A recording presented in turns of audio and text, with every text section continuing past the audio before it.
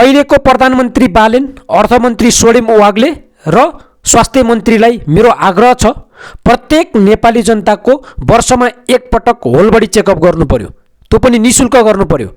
मेरो आवाज तिमीहरू समक्ष पुग्दैन, मेरो आवाज कसैले सुन्दैन, मेरो आवाज इग्नोर गर्नुहुन्छ। तर मैले सत्य कुरा बोल्दैछु।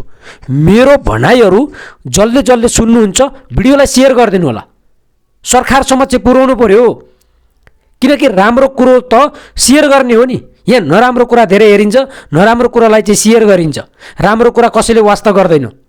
प्रत्येक नेपाली जनताको होल बडी चेकअप वर्षमा एकपटक यो सरकारले गर्ने व्यवस्था कानुन सम्मत ल्याउनु पर्यो, नीति सम्मत ल्याउनु पर्यो।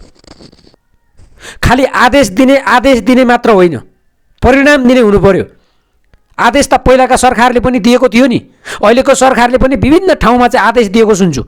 किन दिनु पर्यो आदेश? आदेश दिने होइन, परिणाममुखी काम गर्ने हो, नतिजा निकाल्ने हो। तर नतिजा निकालेको मैले अहिलेसम्म भेटेको छैन।